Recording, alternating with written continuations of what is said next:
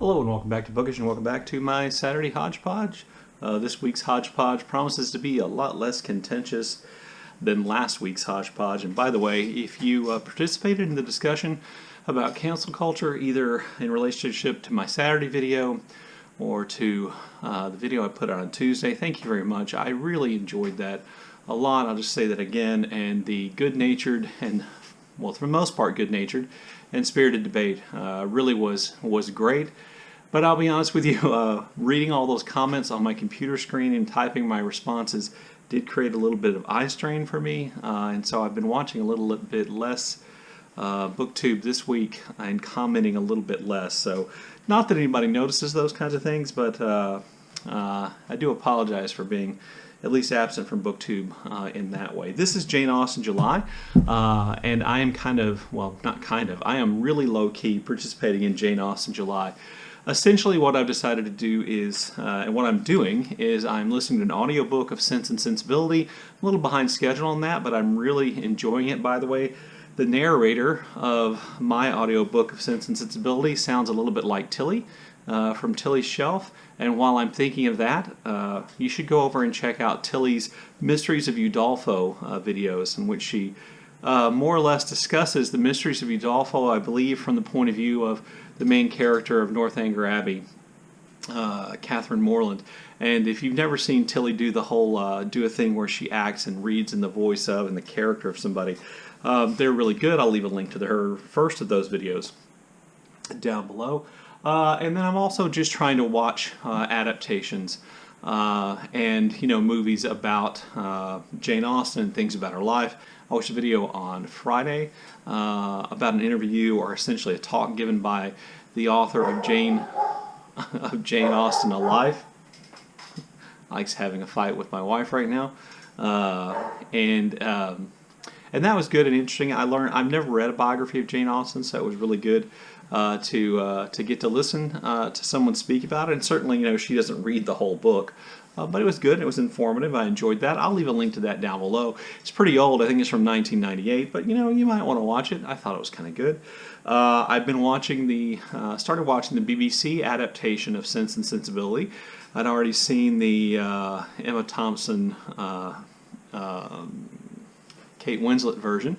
And so I'm watching the BBC adaptation. I've watched the first, I think, 3 episodes, and I'm liking it very much. I like the story of Sense and Sensibility, and I'll get back to that in a minute. And I also watched Miss Austen Regrets, which, since I have never read a biography of Jane Austen, I have to assume is a fairly imagined account of the hardship, the difficulties, the unhappiness maybe of the last years of her life, and attempting to, in some ways, explain why she never got married, and what the consequences and the benefits of that were for her. And I really liked the movie. I don't know what other Jane Austen people think about it, but I really liked the movie. So also, Katie from Books and Things has been doing a series of videos about Jane Austen, because she's one of the hosts and hosts of Jane Austen July. And one of the ones this week, I think, was about siblings, or maybe it was last week, about siblings in Jane Austen's works. And that kind of brought me to one of the things that I just briefly wanted to talk about that I really enjoy about Jane Austen, and that was highlighted to me by reading our audiobook reading Sense and Sensibility, is I like the way she presents the relationships between sisters.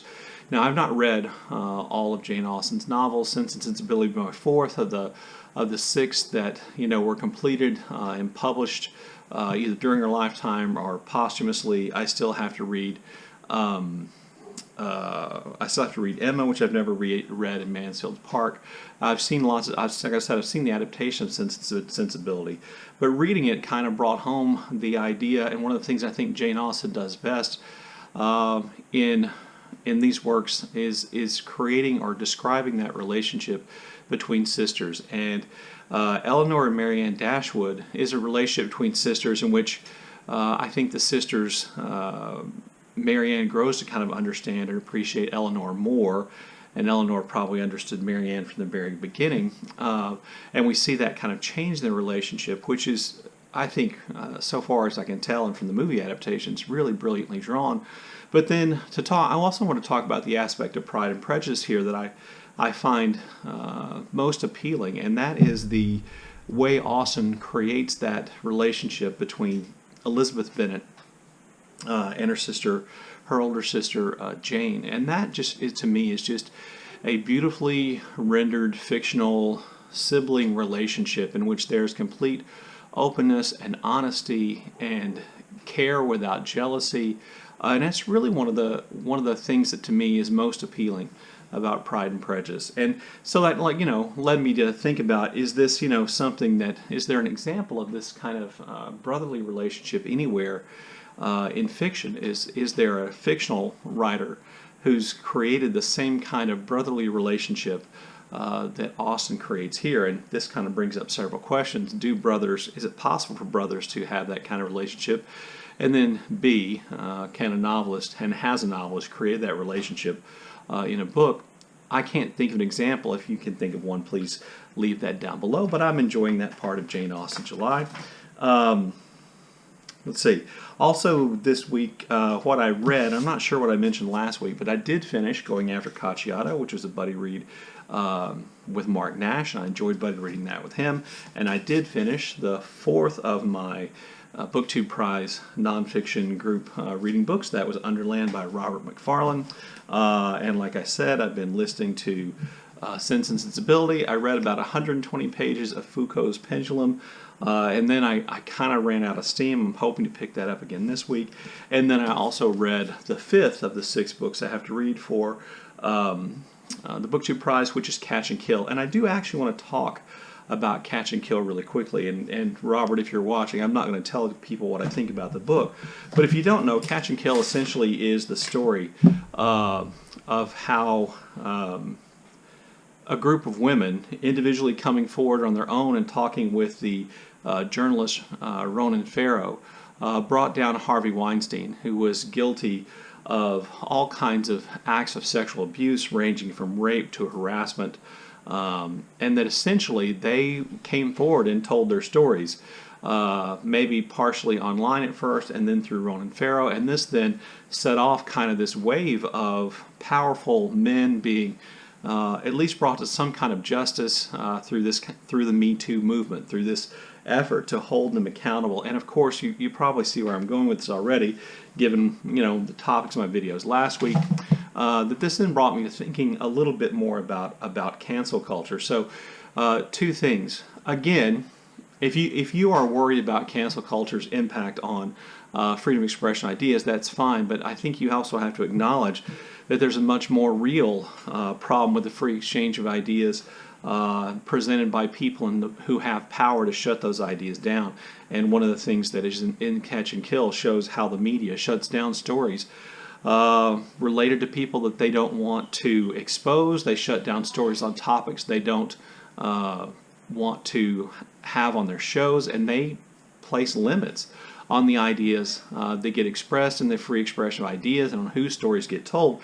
That's already being done. And one of the points I made about cancel culture is we're going to worry about people publicly coming out and canceling books and ideas and pieces of journalism and people.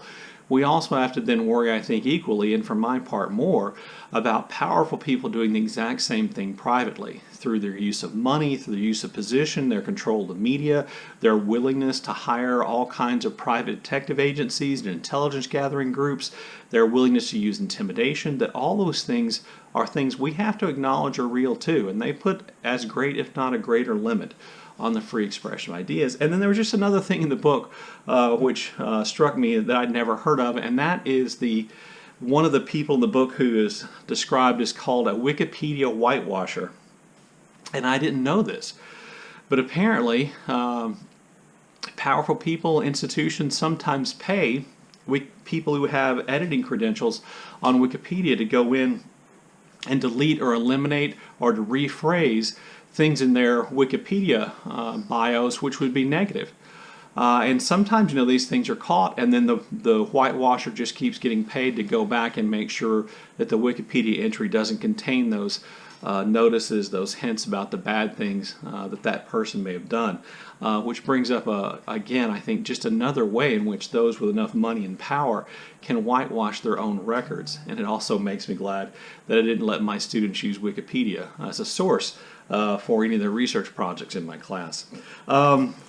This week, I'm going to try to get back into reading Foucault's Pendulum. I'm going to try to get back on schedule with Sense and Sensibility.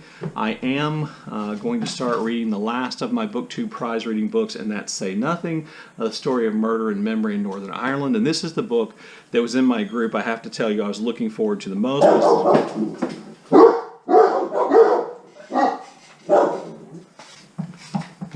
So this is a book that's on something I've been interested in for a long time and done some reading on and watched some films and videos and documentaries about. So I've been looking forward to that, and that will be this week.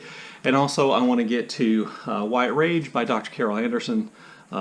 This is a book which was a reading group did last month, and a lot more people in reading, and this is something I've been looking forward to, so I'm hoping to get to that this week as well. So there you go, that's my reading plans for the upcoming week. I have one shout out for a channel. The channel is called Thunderbird Woman Reads. And while she doesn't have very many videos out, I learned about her channel really beginning from Jacqueline at 6 Minutes for Me through Twitter. I went on over there and I subscribed.